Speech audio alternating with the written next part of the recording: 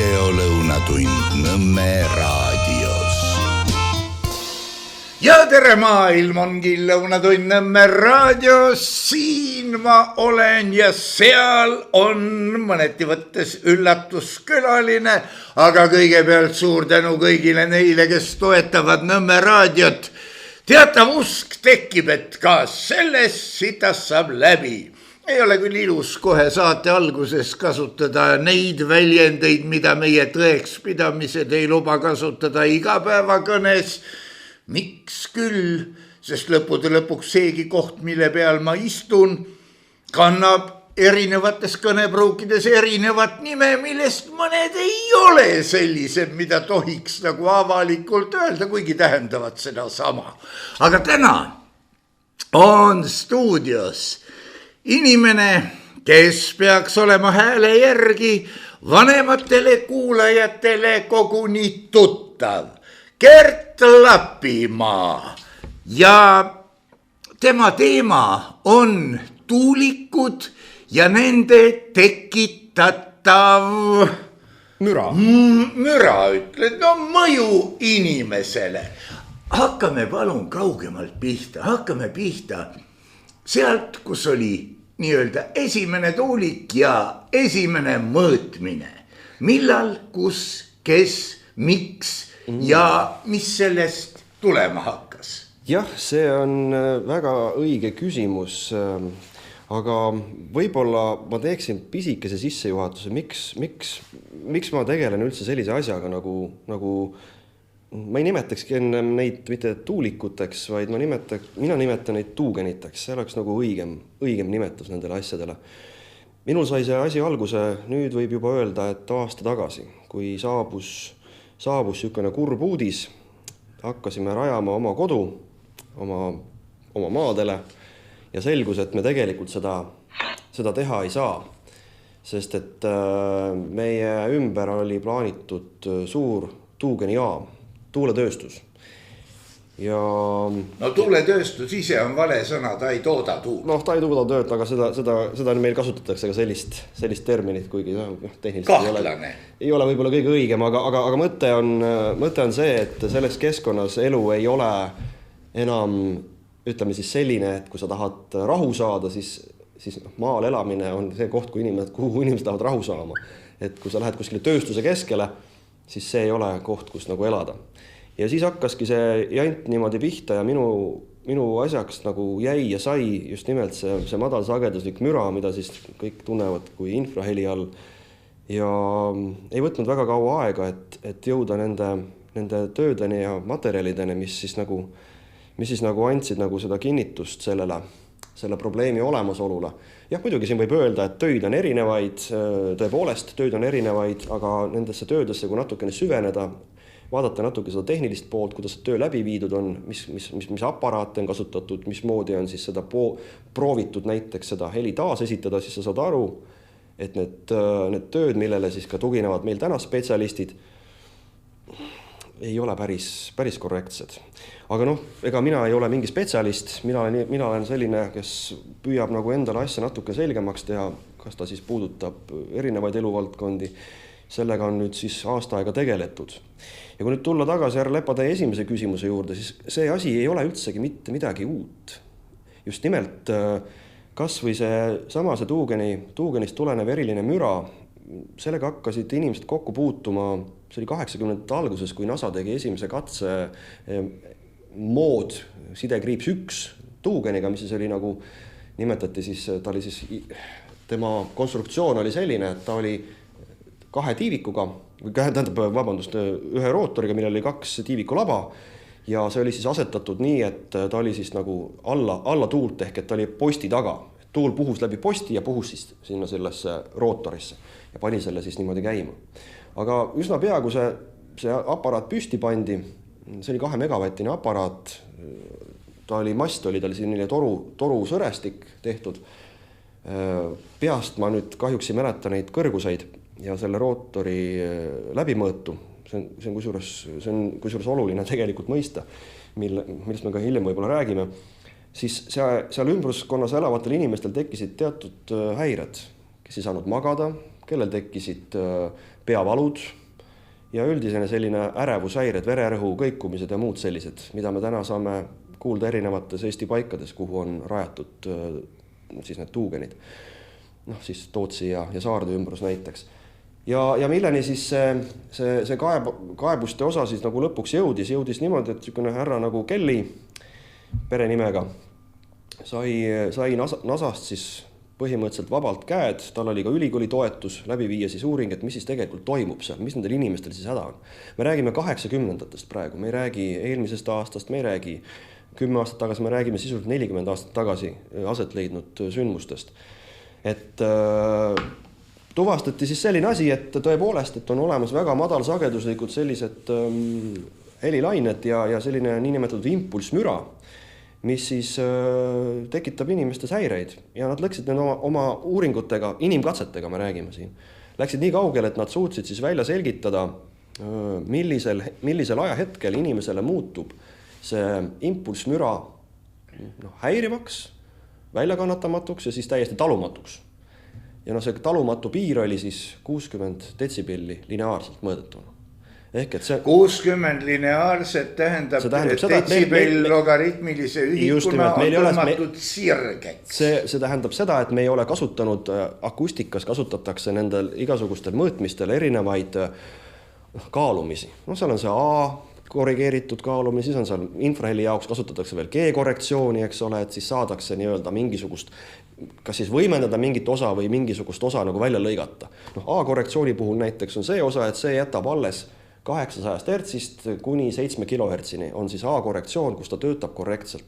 A-korrektsiooni mõte on ajalooliselt olnud see, et kaitsta inimese kuulmist. See on see sagedusvahemik, mis võib kahjustada inimese kuulmeorganit siis kõrvatrummi nii-öelda. See on see, mida me tajume selles osas, kui on hästi tugevad helid, siis need osasid tahame nii-öelda, eks ole, summutada. A-korrektsioon on selle jaoks loodud. Aga kui me räägime näiteks A-korrektsioonist allapoole 800 hertsi, siis seal kukub ta väga järsult ära. Ja kui me nüüd läheme näiteks sinna madalsageduslikku sagedusse mõõtma A-korrektsiooniga, siis see asi ei toimi. See ei ole lihtsalt tehniliselt võimalik. Ühesõnaga, tulles tagasi nüüd selle Kelly juurde. Vabandust, A-korrektsioon tähendab midagi, mis on seotud mõõtmisega. See on seotud mõõtmisega, täpselt. Ja see on mõeldud mitte taasesitusega. Taasesitusega. No ütleme nii, et seda tehakse ikkagi analüüsi käigus. Selleks on olemas oma programmid, kus siis rakendatakse seda nii-öelda filtrit ja põhimõtteliselt see korrektsioon filtreerib välja selle heli osa, mis ei kahjusta sinu kõrva. Infraheli teada pärast ametlikult ei kahjusta kõrva kuulmist, sest et ta ei ole võimeline, ta lainepikkus on nii suur, et ta ei ole võimeline kahjustama seda kõrvakiret, ta ei pane seda niimoodi tööle, nagu teeb seda näiteks kõrgemal sagedusel. Jah, niimoodi ta on. Samas muidugi ma meenutaksin siin, et kui inimese ülemiseks kuulmispiiriks loetakse mingisugune 20 000 hertsi, no minu eas juba teoreetiliselt 15 000, siis Pringel, see on siukene delfiinikene, tema kuuleb 160 000 hertsini ja ma olen ka sinu käes siin Nõmme raadios küsinud, et mida pärglit on tal kuulata, mida inimene kuulda ei tohi. Aga tuleme nüüd selle juurde, et mis asi on see 1 herts kui niisugune. 1 herts on 1 täisvõnge sekundis. Ma ei spikerdanud. Selle tegi mulle füüsikaõpetaja ammu selgeks. 2 hertsi on juba 2 võnget sekundis, 3, no oma telefoniga ma vehkima ei hakka, 3 võnget sekundis. Ja ühel hetkel saab sellest 1 hertsisest lehvikust midagi, mis keegi kuskil sumiseb, niisugune asi. See tähendab, et termin müra, vaata, me oleme jälle selle taseme peale, et nii tunnustatud, kutsutud ja seatud ekspert, kui siin härra Lapimaa, mõlemad kasutavad sõna müra, teades sisimas, et see on vale sõna. Vaat see 1 segaduse tekitamine on müra, ta ei ole, ta on võbisemine, võnge no,. Seda sa tunned tagumikuga, nii nagu teatavat osa automootori tööst. Ja see nüüd jah sõltub, kuidas nüüd, mina olen nagu lugenud seda, et müraks me loeme sellist osa, mida me ei kuule, mis on selline võbelus täpselt, mis tekitab häiringuid. Heliks me nimetame ikkagi seda, mida me suudame kuulda ja eristada, eks ole. Sellisel juhul ma küsin, mis asi on tehase müra? See on kuuldav müra, eks ole. Tuleb justkui välja. Ja siin me olemegi.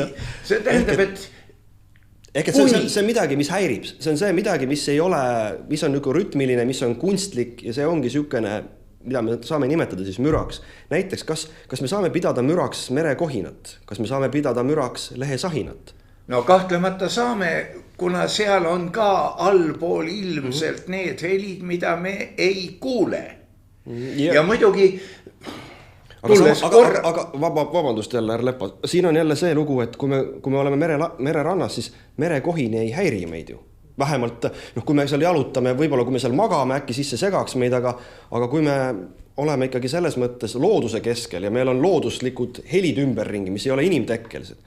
Millega me oleme väga harjunud. Millesse me oleme sündinud ja millega me on võib-olla siia kokku loodud, siis kas see nagu on müra siis või on see siis nagu heli, et minu jaoks linnulaul ei ole müra, mulle meeldib linnulaulu kuulda, mulle meeldib ka tegelikult mererannas istuda ja kuulata, kuidas see laine tuleb, see kuidagi moodi rahustab mind, mulle meeldib see näiteks. Ma ei tea, kas see on siis nüüd müra, minu jaoks ei ole see müra, minu jaoks on see ilus heli näiteks. Sinu jaoks on see ilus heli, aga ma mäletan, kuidas üks vana inimene kirus, et jälle ei saanud magada see lind, hakkas siut seal kuskil puu otsast tegema, ma ei mäleta, kella 5 linnukesed on. Ka minu armas sugulane kirjeldas olukorda, kus ta kunagi oli telkinud mererannas ja tema jaoks oli see ka viimane kord, kus ta mererannas telgib. No näed, me leiame eksemplari, kes... et muutub mingil hetkel see välja kannatamatuks. Ja võib-olla tema tajus neid madalamaid, mida sina ei taju. See on muidugi demagoogia piirimaal, ma olen täiesti nõus. Aga üks asi on veel, millest me saaksime rääkida, või tähendab, mida ma puudutaksin. Muusikas on termin moderato, mõõdukalt. See tähendab, moderato on iga inimese jaoks veidi erinev, see on tippa-tappa, no umbes 60 sammu minutis, mõnel vähem, mõnel rohkem ja tehniliselt peaks see vastama ka sinu südame rütmile. Nüüd, kui me paneme siia, pillimehed teavad, et kui pill on häälest ära ja me võtame 2 erineva keele peal näiliselt ühe noodi, siis tekib lisaks need noodid ei kõla kokku. Vaat siin on miski, mis võiks inimest mõjutada, et teatud sagedus, nii nagu diskoteegis, seal ju pekstakse südamerütm paigast ära. Jah, ma olen ju isegi kogenud seda, kunagi sai ehitatud autosse väga võimas helisüsteem ja mis selle tulemus oli, kui seda nagu väga valisti kuulda, oli see, et tekkis üle keha värin ja ma lõpetasin ära sellise aga vaata, seda kutsutakse tümpsuks, nii et me võiksime ka tehnikasse viia sõna tümps. Aga läheme nüüd edasi selle koha pealt, kus sa pooleli jäid. Kui me läheme nüüd selle kelli uurimise juurde välja, siis või sinna tagasi, siis meil on tegelikult on olemas materjalid, millele siis saaks ju nagu tänagi tugineda, kui me sooviksime tegelikult teada, mis hetkel muutub inimestele asi ebameeldivaks, ebamugavaks.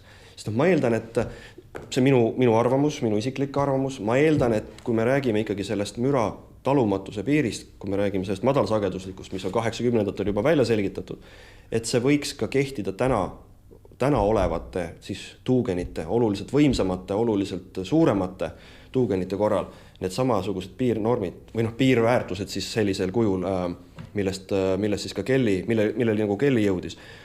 Et tänasel hetkel on siis välja töötamisel ka, see on siis Sotsiaalministeeriumi, Kliimaministeeriumi koostöös, kui ma nüüd ei eksi, oli vist Kliimaministeerium koos Sotsiaalministeeriumiga, et teha siis kindlaks, millised on siis need nagu häired ja mismoodi siis inimest nagu mõjutab.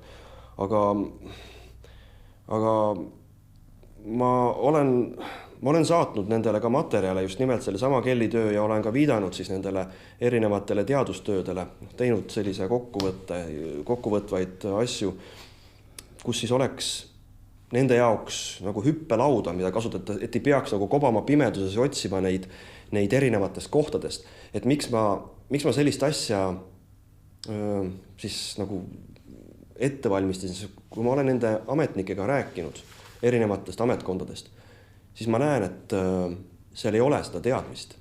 Seda teadmist just nimelt selles madalsageduslikus osas ja ei ole seda teadmist või isegi seda võimalikku ohutunnetust, et mida see nagu võib kaasa tuua. Sest meil on väga suured planeeringud on praegu kavas üle Eesti, et kui need peaksid nüüd kõik realiseeruma, muidugi see planeeringute osa on veel omaette tsirkus selles mõttes, et meil päris lõpuni täpselt ei tea keegi, kui palju siis neid tuugeneid meil ikkagi vaja on.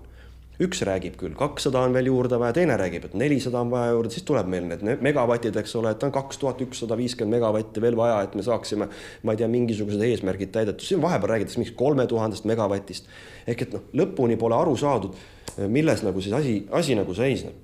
Ehk et ka minu hea kolleeg Maarja, kes on tegelenud päris tõsiselt selle konkreetselt, kes Maarja? Ta on meie MTÜs looduse inimeste eest, kes on väga püüdnud ka aru saada, et mis on siis need võimsused, mida me siis lõpuks tahame saavutada. Erinevad ametkonnad annavad erinevaid vastuseid. Mitte keegi ei oska öelda täpselt, kui palju me siis tahame neid tuugeneid rajada. Meil ei ole lõpuni aru saada, millistest võimsustest me üldse räägime siin. Ehk et kõige selle taustal, eks ole, kui me neid asju nagu niimoodi teeme ja me ei tea, millised on need tervisega seotud probleemid. Täna me teame, et on probleemid Saardes tekkinud, me teame, et on probleemid tekkinud Tootsis, väga kiiresti on tekkinud probleemid Tootsis. Miks ma ütlen kiiresti? Olles suhtluses oma ekspertidega, nii-öelda kellega uurijatega. No ütleme siis uurijatega, nemad on tegelenud selle asjaga ikka aastaid juba. 10 aastad ja nende hinnangul, kui ma olen andnud edasi anonüümselt nende inimeste kaebuseid, mis on tekkinud selle aja jooksul, millal pandi Tootsi tuugenijaam tööle, siis need probleemid, mis neil on välja tulnud, on ebanormaalselt kiiresti välja tulnud. Ka nende jaoks on see üllatus, et see nii ruttu, need asjad on nii-öelda sellisesse faasi jõudnud juba. Ehk et siinkohal peab nagu võkki mainima, et Tootsi tuugenijaama puhul on tegu Baltikumi ühe suurima sellise jaamaga. On ka käinud läbi väide, mida ma ei ole suutnud küll kontrollida, aga et see on maailma üks suurimaid, mis on nii lähedal inimestele. Me räägime sisuliselt meretuugenitest, mis on paigaldatud maa peal. Et sellist asja pole vist kusagi. Minule teada olevalt nii suurt parki ei ole veel tehtud. Küll Soomes paigaldatakse juba neid jaamasid, aga et seda see asustusele nii lähedal oleks, seda vist ei ole, jah. Siin me põrkame mitme asjaga kokku korraga. Kõigepealt sa väidad, et ametnikud, kes on lähedal otsustusõigusele või kelle allkirja võib-olla on vaja, et teeme ikka mitte 400, vaid 4000. Siis on rohkem, siis on uhkem. Samas sa ütled, et need ametnikud, nad ei tea, mis nad teevad. Ei teagi. Nad ei oska seda analüüsida, aga kulla mees, mis teadmisi, see on groteskne näide, ärge pange pahaks, mis teadmisi sa nõuad ametnikult, kelle poole tuleb pöörduda tiitliga peaesi eriabi asekahjukünni reservotsustusülem. Ta otsustab. Nüüd tehke niimoodi, hakake külvama ananassi. Ta on käsureas ta on ja toiduaheles ka oma olemasolu õigustamise funktsiooniga suuresti. Jah, aga siin tulebki nüüd aru saada, et kui see ametnik võtab vastu sellise otsuse ja kui see otsus ei ole teadlik otsus, siis ta teeb sellega väga-väga palju kahju. See kahju võib olla oluliselt suurem, kui see eeldatav saadav tulu. See nüüd on juba filosoofiline probleem. Asi on selles, et need, keda esindad sina ja need, keda esindavad ametkonnad ja need, keda esindavad ütleme tehnilise kalduvusega ehk siis nende tuuleparkide tootjad. Noh, ärimeheks ma ei tahaks neid nimetada, ettevõtjad siiski, sest ärimees see on natuke midagi lahjemat. Teil kõigil on ju poolik tõde. Te ei tea midagi lõpuni. Teil on väited ja kõige kohutavam asi, mis kahjustab kõike ja kõiki, ongi pooltõed.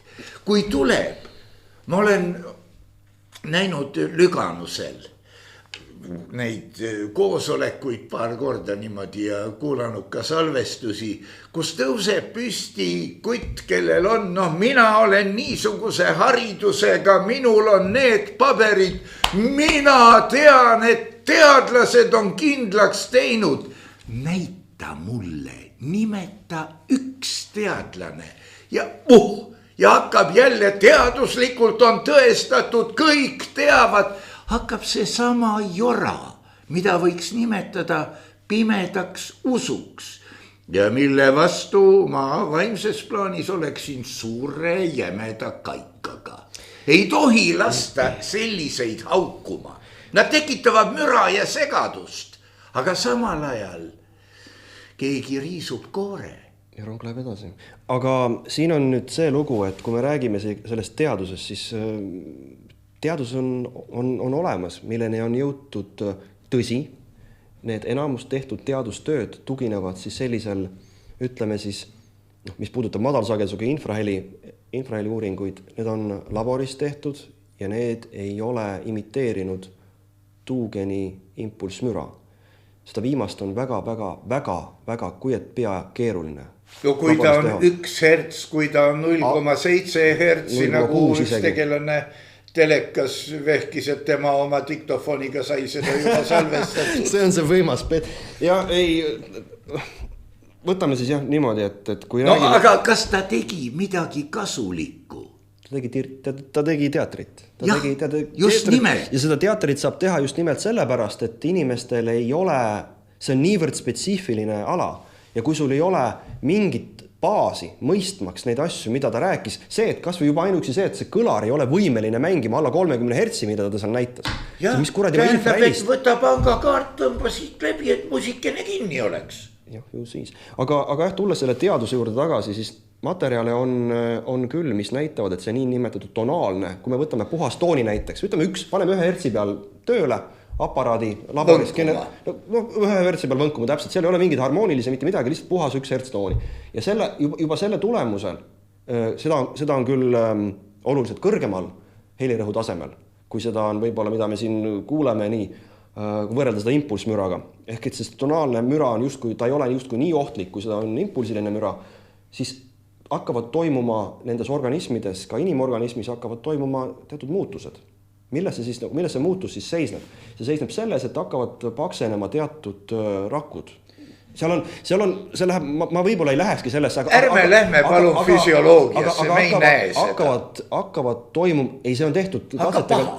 Mitte paha ei hakka, kui sa võtad lahti, selleks on, võtame siis rottide näite, need on lahatud, need on tõmmatud lõhki ja need on vaadatud, mis siis saab nendega, kui nad hoitakse, seda punti hoitakse müras, seda hoitakse, eks ole, normaalses tingimus, võrdlusmoment tekib, eks, nii nagu vaja.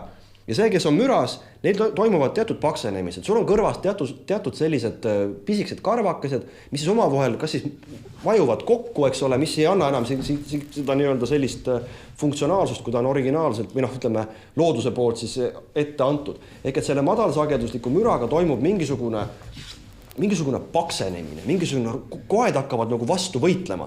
Ehk et see keskkond on niivõrd agressiivne, et nendel loomakestel on toimunud erinevates kudedes, kopsudes, on rakkudes nagu siukse nagu tursed nagu tekivad, mis meenutab väidetavalt nendele teadusartiklitele, mis meenutab justkui oleks põletik, aga samal ajal ei ole põletiku markereid selles kehas. Ma võtaksin praegu ühe niisuguse kummalise, võib-olla ka veidi mõne jaoks obsöönse näite, aga passikasti peal, omal ajal ka 80-ndatel või umbes niimoodi istunud tütarlaps sai orgasmi madalast võnkest. See tähendab, et kui me mõtleme nüüd naiste orgasmi tehnilise külje peale, siis pidi toimuma paisumine ja lõdvestus. Kas rottidel on täheldatud sama, et need paisunud rakud korraga... Mis järeldati nendest rottidest, kui nad veel, enne kui need veel lõikama ei hakatud, oli see, et seda on ka meie ekspert on selgitanud oma loengutes, et nad on väga tundlikud sellise liigutuse peale või nagu see on see.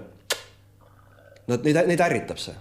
Aga need loomakesed, kes on selles müras olnud mingisuguse X aja ja kui sa teed seda sama häälitsust, siis nad tõmbavad krampi ja nad kukuvad ümber. Sa tahad öelda, et kõrgemad sagedused... Ta muutub hästi tundlikuks selle heli suhtes. Ta muutub hästi tundlikuks kogu, ütleme, helispektri suhtes.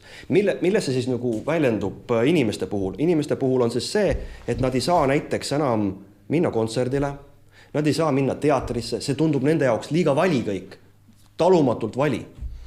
Ja mis on nagu, ütleme, sükene võib-olla olnud nagu arusaamatus, miks inimestel osadel tekib kiiremini see müra kahjustus või see tundlus selles nii-öelda tuugenite mõju alas elamises ja osadel nagu ei teki seda nii kiiresti. On see, et siin tuleb mängu nüüd selle inimese varasem kogemus kokkupuude müraga. Ehk et kui sa oled näiteks töötanud kuskil, ma ei tea, trükikojas, kus on hästi kõva masinate näiteks mingisugune mürin või sa oled kuskil, ma ei tea, mul vanaema töötas kunagi Eesti kaablis, ma mäletan, kui ma olin laps, ta mind kaasa võttis, see oli 80ndate keskel. Seal oli niivõrd kohutav müra, et mina sain seal olla ainult näpud kõrvades, niimoodi. Aga tema töötas selles kogu aeg, eks ole. Ehk et kui sa oled sellises müras olnud, siis on ka need inimesed, nendel tekib see, kuidas öelda siis tuugenitega seoses see häiring nagu kiiremini. See on see, mida on täheldanud need eksperdid, kes on tegelenud sellega juba aastaid. Ehk et see on nagu selgitus sellele, et miks siis mõnel tuleb parem ja miks siis mõnel tuleb hiljem. Et kui sellises mehaanilises võnkumises sa kogu aeg oled, selline madalsageduslik võnkumine on paratamatult mehaaniline, siis see mõjutab raku tasandil seda inimese organismi ja see lihtsalt vallandub selles müra keskkonnas olnud inimesel varem. See on see selgitus, mida mina hetkel tean. Eks siin ole muid näiteid ka, võtame vana ja elupõlised traktoristid või autojuhid, kellel rool... Laevadel näiteks. Laevadel mehaanikud ja need, kes all töötavad. Seal on isegi lausa niimoodi, et see on probleem. Laevades madalsageduslik mootorimüra on probleem ja näiteks laeva peal on, meil oli siin vahepeal küsimus, et miks siis on nii, et kui naisterahvas jääb lapseootele, kes on laeva näiteks personalist tööl, et miks ta peab laeva pealt lahkuma. Meil oli alguses arusaam, et äkki see on seotud selle madalsagedusega müraga kuidagi, aga seal oli, tegelikult oli selgitus lihtsam, et kuna kui on vaja mingit kiiresti abi näiteks, siis mere peal ei ole võimalik võib-olla pakkuda abi. Ehk et sealt langes nagu ära see arusaamine, et kas see on äkki see madalsagedusega müraga. Põhjendusi võib olla väga erinev. Võimalik, jah. Aga see on probleem laevamootorid. Samamoodi on see lennunduses pidi olema probleem. Need madalsageduslikud, need mürad. No pidi olema, need on kuulujutud, ma ei ütle, et seda ei ole, ma ei ütle, et see on, aga ma tean, et kui mul oli ükskord elus on mul olnud pikem lennureis, kui ma siis tulin maha, siis oli midagi küll niimoodi, et nagu Ott kosmoses või, aga see on isiklik kogemus. Isiklik kogemus, mul on lennukitega natuke rohkem. Omal ajal sai käidud päris tihti Aasia vahet lendamas ja need 9-11 tunnised lennud on ikka kurnavad. On kurnavad. Et mis mõttes ta siis sind kurnab, eks ole, et sa saad ju seal just kui magada, mina ei saanud selles müras magada. See pidev viline selline vibratsioon või mis seal nagu on, see ei lase nagu päris hästi seal ütleme puhata, et sa taastumiseks läheb natukene aega sellest, aga kui olin noorem, siis ei olnud see ilmselt probleem nooremale organismile. Tuleme nüüd ende ilusate asjade juurde tagasi, mida sa tuugeniteks kutsud. Kui Herkelli tegi juba Iidamast ammu kaunikesti põhjaliku uurimustöö, kus ta Teil ei ole tasemed tõi välja, mis hetkel on probleem ja mis hetkel veel ei ole probleem. Kui täielikult see töö on sulle kättesaadav? see on väljaprintimise vaev. Väljaprintimise vaev, oled sa kindel, et see on kogu materjal Nasalt? Seda ma ei oska öelda. Ja siin on muidugi küsimus. Järgmine punkt, kui niisugune asi on olemas. No samas, ma tahtsin esitada praegu küsimuse, et kui on teada, et see on kahjulik, miks siis? No sama võib ju küsida, sa lähed kärakapoodi, seal on nii palju sorte, mis põhjustavad erinevaid pohmeille. Kõik teavad, et see on kahjulik, ikka müüakse, halleluuja. Samamoodi McDonald'siga, eks ole. No, et see on ju kogu see selline toit, ütleme siis see toit, mida meile pakutakse sellises läikivas pakendis, kui sa loed nende sisu, siis see on ju kõik tervist kahjustab, aga miks seda siis ometi müüakse, et sama asi tegelikult ju. See on tegelikult siis, kui me kasutame sõna tegelikult mõlemad, siis see tegelikult on suitsiidile kaasa aitamine teataval määral või aga kurat selle. Aga miks me siis ei luba näiteks narkootikum? See on usu küsimus, seda rääkis üher doktor Viktor Vassiljev ka. Mitte, et ma propageeriks narkootikumi, absoluutselt mitte, see on enese tapmine minu arust, aga et kuidas on selline valik tehtud, et meil on probleem inimestega ülekaalulisusega, meil on südame-vererinkonna haigustega probleem, aga meil on poed täis ja meil antakse võimalus inimestele ennast haigeks teha, et meid tahetakse kogu aeg reguleerida, kuhugi paremale teele suunata, aga siis seal koha peal näiteks, eks ole. Herr Lapi. Siis meil on otsustusõigus. Kui ma toon välja selle sama sinu probleemi, mis sa praegu esitasid, kokkuvõtte. Ma olen aastakümneid unistanud joomise mahajätmisest. Aga kuidas ma elan edasi unistuseta? See tähendab, et nuumame. Ja siis näitame, näed, see dieet, osta nüüd seda, tee nüüd selle juhendusel 10 kükki iga 2 nädala takka. Just business ongi. Ja seega me jõuame ebamäärase analoogia põhjal tuulikute juurde, et neid on vaja. Nüüd, ma tahaksin küsida, mida tähendaks sinu puhul, sinu mõistes, sind saatvate teiste isikute mõistes teaduslikult on tõestatud. Mis tähendab teaduslikult on tõestatud? Ehk et seda on võimalik korrata esiteks. Seda katset on võimalik korrata ja me näeme neid samu sümptomeid ka täna näiteks inimestel, mida on loomadel tehtud. Kui me räägime neid just nimelt neid selliseid, kuidas siis seda nüüd öeldagi? Pean võib-olla natukene minema selle täpsemaks. On tehtud konkreetselt inimesega lahang, kes palus, et temaga tehtaks lahang.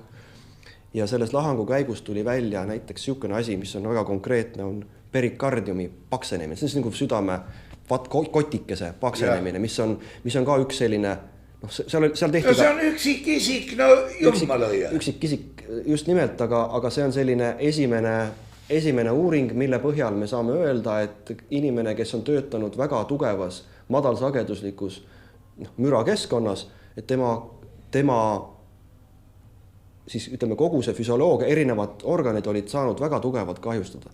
Aga ütleme nii, et enne kui ta selles tööle asus, nad olid kõik purikad, terved kui purikad, et seal oli nagu see ütleme siis tööle võtmise nagu üks tingimus oli see, et inimene peab olema täiesti terve, kui ta seal töötab. Ja tõepoolest, me räägime praegu ühest konkreetsest inimlahangust, et kui sa küsid nüüd seda, et mis on siis nagu see teaduslik tõendus, siis me saame hetkel tugineda nendele kõige nagu sellistele pädevamatele töödele, mis siis on tehtud loomakestega, kus me näeme, et on toimumas füsioloogilised muutused nendes organismides. Ja mis on nagu siis nende tulemus, mis puudutab siis seda kuulmise osa, siis nendel loomakestel muutub see kuulmine üliteravaks ja see müra nende jaoks muutub hästi häirivaks, mida me näeme ka täna inimeste hulgas. Ja mis on nagu eriti nagu muret tekitav, on see, et ka need minu sõbrad, kes siis on üks väga konkreetne sõber, kes elab ka Tootsi kandis, ta räägib mulle, et tead Gert, et need probleemid kuidagi moodi kiirenevad ja nad süvenevad, et toimub mingisugune akumuleerumine selles keskkonnas olles. Ehk et varem, kui see jaam tööle hakkas, siis ei tulnud nii, oli küll, eks ole. No viina võttes sa jääd ka järjest rohkem purju, see on ju lihtne loogiline. Aga et see nüüd, need probleemid nagu tulevad oluliselt intensiivsemalt esile ja kiiremini, kui nad tulid võib-olla 2 kuud tagasi esile. Ehk et see on nagu süvenema asi. Ja meil oli ka siin üks saade siin tohtriga. Ja ma küsisin väga konkreetse küsimuse, et kas siis on võimalik sellest, oletame, et tõepoolest inimesel on tekkinud nüüd probleem sellega, et kas sellest on võimalik täielikult paraneda. Sellest nagu välja tulla, et kas see perikardium kuidagi tõmbab tagasi näiteks või midagi. Ja ma saan aru, et ega ei ole küll. Ega tohter ei saa seda kinnitada ega ümber lükata, seda peaks tegema patoanatoom. Jah, aga täna ei ole just kui väga huvi neid uuringuid läbi viia. Saarde kandis viidi läbi nüüd mõõtmised läinud aasta novembris.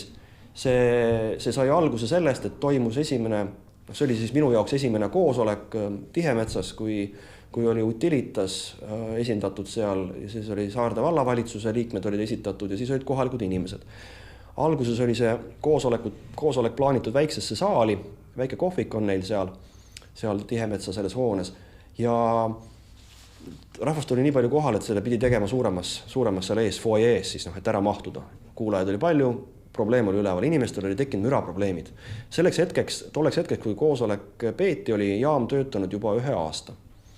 Ja selle aja jooksul oli juba üsnagi mõnda juhtunud ja inimeste, ei hakka võib-olla väga pikalt rääkima sellest, aga selle koosolemise siis tulem oli see, et lepiti kokku, et tehakse siis kontrollmõõtmised Saardes. Ja siis jõuame siis tagasi läinud aasta novembrisse, kus siis hakati neid mõõtmisi läbi viima. See on omaette pikk saaga. Ma ei hakka seda siin ka võib-olla lahkama, aga nüüd on siis tulemused on teada, kõik mõõdeti ära, mis siis vaja mõõdeti infraheli, väidetavalt mõõdeti siis ka kuuldavat müra ja kõik on korras. Ja mured inimestel jätkuvad. No liebe Freund, mida mõõdeti, kes mõõtis? Just nimelt, siis me jõuame jällegi selle tehnilise poole peale. Täpselt nii. Et kui sul on ikkagi tarvis kindlaks teha 1 hertsi, kui sul on tarvis kindlaks teha, kas siin seina taga on see 1 või 0,7 hertsi? Kuidas sa seda teed? Seda täna tehakse seda on võimalik minule teada olevalt teha 2 moel. Pane käe vastu seina. Ei. Kas võdised? Ei. Selleks on olemas, kas sa teed seda mikrofonidega, väga täpsete spetsiaalsete mikrofonidega, või sa teed seda mikrobaromeetritega. Sa mõõdad reaalselt. Mikrobaromeeter, palun. Õhurõhu muutumisega. Õhurõhu muutumine. Registreerib seda. Ja. Kas imeõhuke membraan või... Selleks ei oska tehniliselt lahti selgitada, kuidas see seade täpselt koosneb, aga mida ta siis välja annab? Ta annab välja sellise ajalise võnkumise, seda nimetatakse siis nagu time domain on siis nagu see graafik, eks ole, mida ta siis sulle annab, aga et saada kätte nüüd sellest ajalisest graafikust siis see sagedusgraafik, siis selleks kasutatakse sükest Fourieri nii-öelda seda metoodikat, see FFT-ks siis kutsutakse, FFT analüüsiks, mis siis muudab selle aja domeeni siis sagedusdomeeniks. Ta toob välja selles rõhus need erisagedused, mis siis selles esinevad. Et see on siis nii-öelda selle mikrobaromeetrite puhul võimalik siis teha kindlaks. Teine osa siis on, eks ole, nende mikrofonidega, mis on muidugi peenem värk. Seal tulevad mängu juba siuksed asjad nagu oktavid. Seal tulevad mängu erinevad obertoonid ja muud asjad, aga väga oluline on, kui me räägime mõõtmisest, siis mikrofonidega on selle mõõteseadme siis täpsuse selle kuidas öeldagi, kui ta on hästi tihedalt suudab võtta nii-öelda neid proove siis, mis siis parasjagu selle õhus siis võngub. Ehk et resolutsiooniks nimetatakse see sõna, mis ma otsisin. Ehk ta peab olema kõrge resolutsiooniga mõõtmine. Ja kui seda ütleme siis, kui püütakse viia läbi mõõtmise ikkagi madala resolutsiooniga, mis ei ole seadmetega, mis ei ole loodud nii madalas alas töötama, isegi kui sul on mikrofon, mis sul võib seal registreerida kuni see, ütleme, sul 0,8 hertsi, aga kui sinu aparatuur ei ole võimeline seda lihtsalt nagu salvestama, kuna tal võimekus seal lõpeb 3 hertsi peal näiteks ära, siis ta ei saa seda alla, see ei ole tehniliselt võimalik. Ja kui me räägime veel impulsmürast, siis nende seadmetega, mida täna kasutab ka Terviseamet, need ei ole loodud impulsmüra registreerimiseks. Impulsmüra? Täpselt. Mis see on? See on see, kui sul on väga lühikese aja jooksul väga suured helirõhu kõikumised. Tähendab puh. Sul on sisuliselt akustilised lööklained. No akustikat oli mul siin taga, muidu ei oleks hea olnud edasi. Ehk et me räägime sellistest lööklainetest, mis on mehaanilised ja siin ongi see kelli töö, et miks me räägime 60 detsibillist, et see ei ole üldse ju midagi nii hullu, muruniiduka põriseb sul, eks ole, 90 peale ja elad üle ju. Aga kui me räägime impulsmürast, siis selle talumine on oluliselt madalamal kui näiteks, kui me räägime siis sellest puhtast, ütleme siis, kus ei ole impulssi sees. Ehk et siin ongi see probleem, mis täna siis tuleb välja, et me ei suuda lihtsalt nende olemasolevate aparaatidega registreerida seda impulsmüra. See lihtsalt ei ole tehniliselt olemasolevatega või meil olemasolevatega. Kui me räägime konkreetselt Terviseameti füüsikalabori seadmeid, mida nemad kasutasid saarde mõõtmistel läbiviimiseks, nende seadmetega ei saa registreerida impulsmüra, see pole tehniliselt võimalik. Vaadates nende seadmete parameetreid, vaadates mismoodi need kasutavad neid igasuguseid erinevaid filtreid selle jaoks, siis see lihtsalt ei ole võimalik. Kui me räägime, eks ole, jällegi sellest, kui sul on spektris on mingisugune mõõtepunkt vaja võtta, kas sa võtad seal, teed 3 mõõtmist selles ajaühikus või sa teed seal 36 mõõtmist näiteks selles ajaühikus, siis sellel viimasel puhul on sul oluliselt rohkem andmeid, mille põhjal sa saad teha mingid järelduse. Ja mismoodi siis toimusid need mõõtmised seal saardest? See tehti 1-minutilise sammuga. Ehk et mida tähendab siis mõõtmine 1-minutilise sammuga? See tähendab seda, et selle mõõtmise jooksul, selle 1 minuti jooksul tehakse siis, võetakse proove sisuliselt 1 sekundi tagant, väidetavalt. Ma küsisin seda järgi akustikute käest, kes tegelevad mõõtmistega, sest mul ei olnud see tol hetkel selge. Nüüd on nende sõnade põhjal. Ja siis võetakse sellest minuti andme paketist, sellest võetakse siis nii-öelda nagu ekvivalent sealt. See jaotatakse sujuvalt see saadud tulemus selle minuti peale ära. Salvestatakse ja võetakse järgmine minut. Ehk et me ei mõõda need järskusid, muutuseid, vaid me võtame ekvivalenti. Toodame keskmise. Me just nimelt keskmistame ära. Me jõudsime selle keskmistamiseni. Ehk et kuidas te suudate näidata mulle siis nii-öelda neid heliimpulsse, kui te keskmistate ära selle minuti jooksul tehtud mõõtmise, loomulikult seal ei ole impulssi. Ja saarde mõõtmiste tulemus oli, me ei tuvastanud seal impulsmüra. Sa ei saagi tuvastada, kui sa tehniliselt nullid ära selle võimaluse tuvastada seda. Ehk et mul jääb küsimus siin ülesse, et kas see on tahtlikult tehtud niimoodi või meil lihtsalt need, kes mõõtmisi läbi viisid, puudub kompetents mõõta impulsmüra. Ma ei tea, ma ei oska siin... See on juba nagu Charles Dickensi Pickwick klubist järel jäänud paberid, kui kohtus ühe mehe käest küsiti, et kas te näete kaebealust siin saalis või seda tuttavat nägu või mismoodi seda küsiti. Ja ei näe mitte, ütles Mr. Veller hoolega lage uurides. No madalate sageduste kohta tuli mul veel meelde üks kena näide. See on seotud kontrabassiga, mida teatavasti mängitakse ka poognaga, mitte ainult plõn, vaid ka Sellega oli niimoodi, et muusikakoolis, kus mul oli õnn ja rõõm õppida, oli teise maja otsa kuulda, kui keegi mängis kontrabassi. Aga põhimõtteliselt selles klassi uksest, kus ta harjutas, võisid sa peaaegu mööda kõndida, sest ei olnud kuulda, kus ta on. Natuke ikka oli ka, aga see heli nagu võimendus kuskil kaugemal. Jaa, see on üks huvitav nähtus, mis tekib ka selle, mida on siin tuleb võib-olla ka mitu nüanssi võib tulla mängu. Üks on see, kui ta teeb seda hoones sees ja hoones sees hakkavad ju ka teatud sagedusel ju igal seinal, igal põrandal on oma võnke sagedusi olemas. Täpselt nii. Ehk seal võib tekkida see, et see sagedus läheb mingil hetkel, resoneerub siis selle oma võnke sagedusega, hakkab võimendama.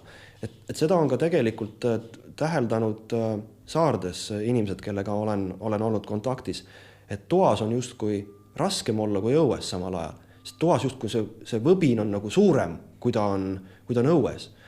Ehk et uurisin ka neid võimalikke, seal on tegelikult olemas täitsa valemid, mismoodi välja arvutada siis mingisugused oma, kas siis võnkesagedus, ilmselt jah, siis võnkesagedus. Oma resonantsi. Ehk et seina pikkused, kõrgused materjalid, väga sellis mõttes spetsiifiliselt. See materjal käis mul silmalt läbi, mul hetkel ei ole seda niimoodi, et ma saaks seda välja printida, aga mul jäi see nii-öelda silma, et tõepoolest on võimalik isegi need asjad välja kalkuleerida. Aga... Siin on muidugi niisugune nüanss veel, et see oli siis 70ndate lõpust, kui ma Nõukogude armees olin ja kui tuli juttu ka mingitest vibrokahuritest ja vibroväljadest, mis olevat rajatud Hiina piiri äärde. No siis oli parasjagu üks teravam situatsioon Nõukogude Liidul Hiinaga, keegi tuli üle piiri ja niipidi naapidi. Muidugi eriti palju sealt kuulda ei olnud, välja arvatud see, et üks leitnant oli hoobilt ülendatud kindraliks, sest ta tõi mingi tanki ära kuskilt kuidagi, aga ne võivad olla ka armee legendid. Aga siis oli jutt sellest, et 7 hertsi on inimese oma sagedus, väidetavalt ma ei kinnita ega lükka ümber, millega võdistamisel inimene ära sureb. Teatud helitugevusega. Ja 17 hertsi pidavat olema see, millega aetakse laiali rahvamasse ja ninast hakkab verd tulema, igasugused seedehäired, muu taoline öökima ajab. Aga ei kinnita ega lükka ümber, aga seda on väidetavalt tehtud, see on sõjanduses olla kasutatud, aga jällegi kõikidele inimestele ei pidavat see mõjuma väidetavalt. Täiesti usutav. Et seda ei saa nagu võtta sellise relvana, nagu sul on püss ja püssikuul, et kuul võtab kõik, eks ole, kui on seal nagu ei ole valikut, et kui ta teeb katki teatud organid, siis ta teeb kõigil katki ühtemoodi, seal ei ole võimalik, eks ole, aga et siis see pidi olema põhjus, miks siis seda väidetavalt ei kasutata nii-öelda ma ei tea, massitarbe vahendina siis nii-öelda sõjanduses seda helirelva. Aga jah, tulles siis nende mõõtmiste juurde tagasi, mis siis Saardes nagu läbi viidud oli, et kuidas siis nagu peaks nagu edasi tegema, et kui Terviseamet nüüd tõstis käed üles selle peale, et nemad on lõpetanud igasuguse järelevalve menetluse, inimestel on probleemid. See tähendab, Terviseamet sisuliselt ütles, et me ei suuda rohkem järele valvata. Nii või? Ilmselt, ma ei oska seda kommenteerida, aga nemad ei oska justkui rohkem midagi teha. Et siis on ju loogiline küsimus edasi, et aga mida siis selline inimene tegema peaks, kes sellises keskkonnas tunneb, et tal läheb järjest raskemaks elu, et kas ta siis... Mitte mida inimene tegema peaks, vaid kes saab aidata. Just nimelt, et kelle poole ta pöörduma siis peab. Et kes siis teda aitab. Ja ega tuleb välja, et ega väga palju variante ei olegi, kui et sa pead sealt keskkonnast lahkuma, kui sa tahad terveks jääda, ellu jääda. Ja niimoodi ongi. Sealt samas Saarde kandist mina tean ühte peret, kes on juba ära kolinud sealt. Nad ei saanud selles keskkonnas enam elada. Perega läksid ära. No see on üsna usutav, sa rääkisid... Ei, see ei ole, selles mõttes siin ei ole küsimus, ma isiklikult tean seda, et see on täiesti ametlikult leidnud, see on ka vallale teada, et see inimene ära kolinud sellel põhjusel ja sealt on kahjuks veel minemas inimesi ära, kes ei saa olla. Ja ütleme, et ei olegi justkui nagu midagi peale hakata, et Terviseamet tõstab käed ülesse, nemad tegid... Riik tõstab käed üles, koli minema. Ja kiri, eks ole, kui kodanik küsib, et Terviseametist, et mida ma siis teen ja amet vastab, et juhul, kui teil jätkuvad terviseprobleemid, et siis te võite pöörduda arendaja poole. Ja mida arendaja teeb? võtab kakaproovi või? Ja arendaja ütleb, et see ei ole, nemad ei tegele terviseprobleemidega, palun pöörduge Terviseameti poole. Just nimelt, mida ma siin oma poolrapul kombel ka väljendasin. Ja tähendab, nii see asi kahjuks on, aga tulles veel mõõtmiste juurde, mida peab, mis on nagu muu maailma näidete põhjal selgeks saanud, et kui mõõdetakse ikkagi tuugeneid, siis tuugenite puhul on väga spetsiifiline müra. Me ei saa heli ütleme, või müra ütleme ikkagi, räägime mürast siis ühtemoodi. Seal tekib teatud signatuur. Ehk et siis selline teatud impulsi osa, mis siis joonistub välja kogu sellest taustast. Ja seal ongi väga oluline just nimelt saada kätte see baassignaal, mis on väidetavalt siis kõige jõulisem. See esimene löök. Ja sellele järgneb siis roburidapidi igasugused harmoonilisi, eks ole, mis siis tulevad. Oletame, et sul on baassagedus, võtame lihtsalt, oletame, et sul on baassagedus, esimene löök on, ütleme, 1 hertz, siis esimene harmooniline on sul 2 hertsi peal, teine harmooniline on sul 3 hertsi ja siis niimoodi see nagu vaibub. Tuginedes siis Stephen Cooperi tööle, kes Austraalias tegi, siis tema ütleb, et pärast viiendat hormoonilist hakkavad nad väga ära nii-öelda hajuma või muutuvad niisuguseks nõrgemaks ja selle taustamüra sisse kaob ära see. Aga ütleme, jah, see selline konkreetne signatuur, sellist signatuuri selle Saarde tuugenijaama mõõtmiste korral ei tuvastatud.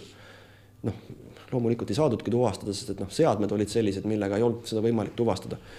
Siis jääbki mulje, et ei ole probleemi. Ja kogu, ütleme, selle Saardega oli ka veel see lugu, mis võib-olla tasub siin ära märkida, et kui toimusid need avalikustamised, kui ma nüüd peast mäletan, see oli vist 5. märts oli see kuupäev, kus siis tehti avalikuks need mõõtmised.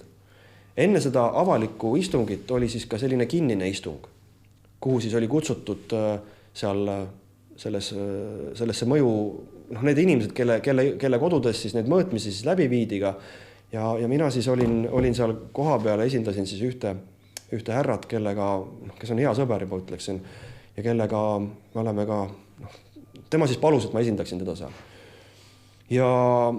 Ja mida siis seal öeldi, see Terviseametist, see ametnik. Terviseametis ei ole mitte ühtegi töötajat, ametniku, kes oleks tervisealase haridusega. Vabandust? Just nimelt. See jäi ka minule väga käesti kõrva ja seda me ka mõtlesime, et Terviseametis ei ole siis ühtegi arsti haridusega inimest.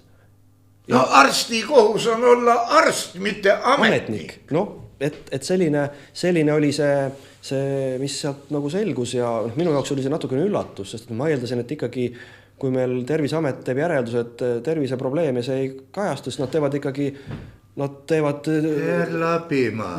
sama koha peal istudes on väljauuriv ajakirjanik Andres Raid korduvalt öelnud, et Eesti Energias ei tööta ühtegi energeetikut, kõik on lahti lastud. Just business.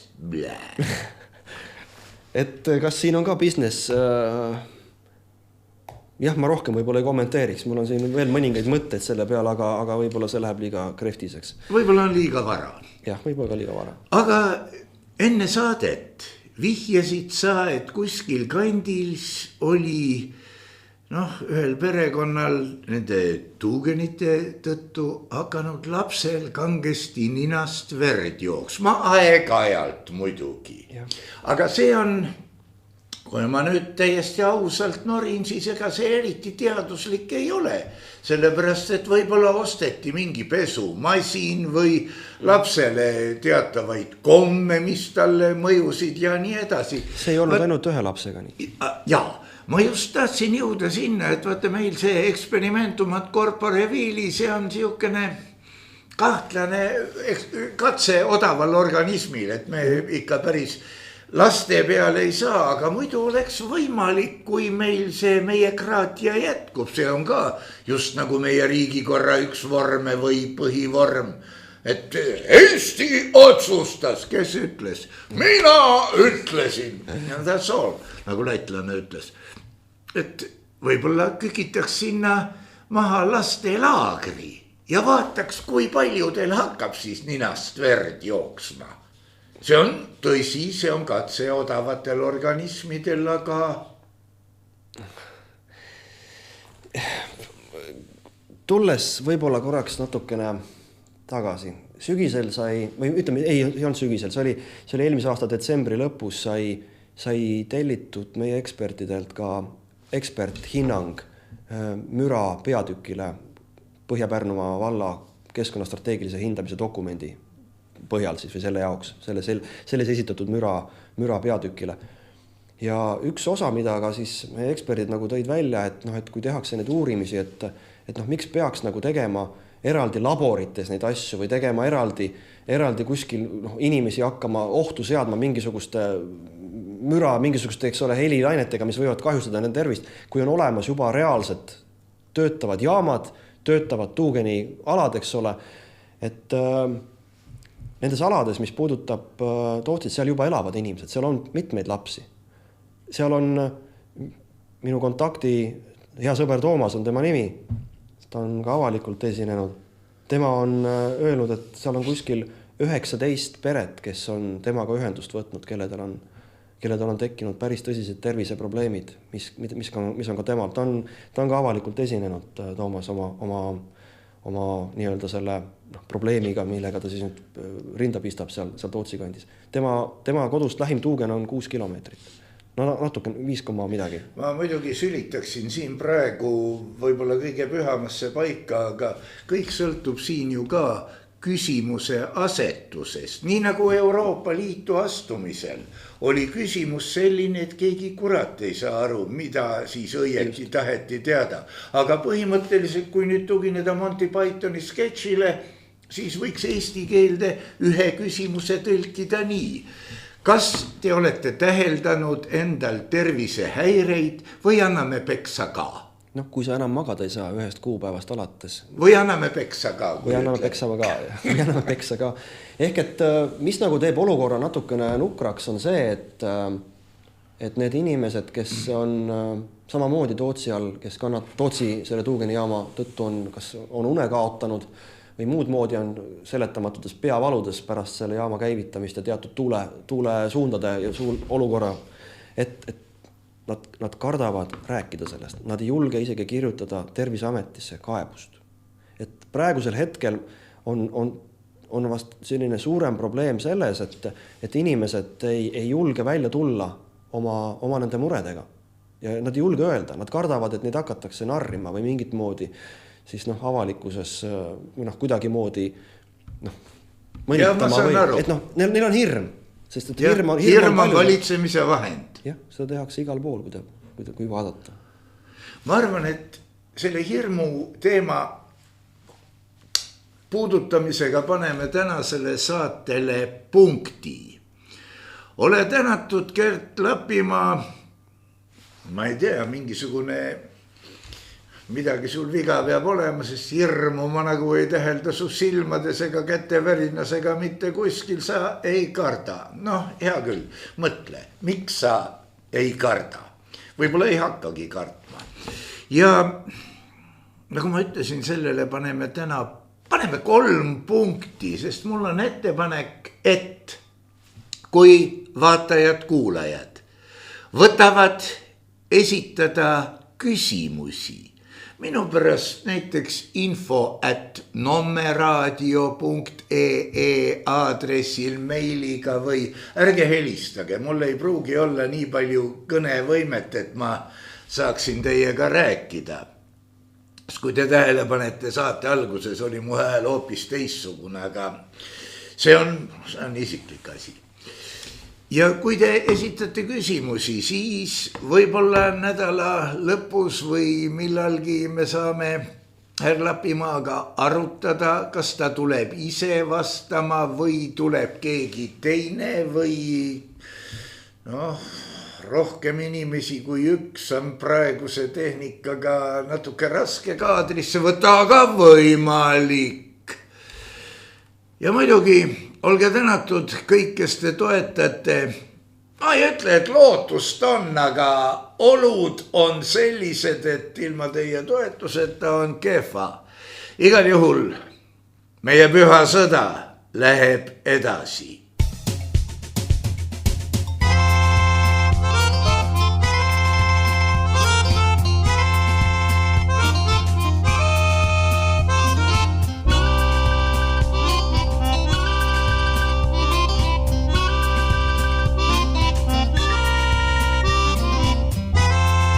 saade on salvestatud 2025.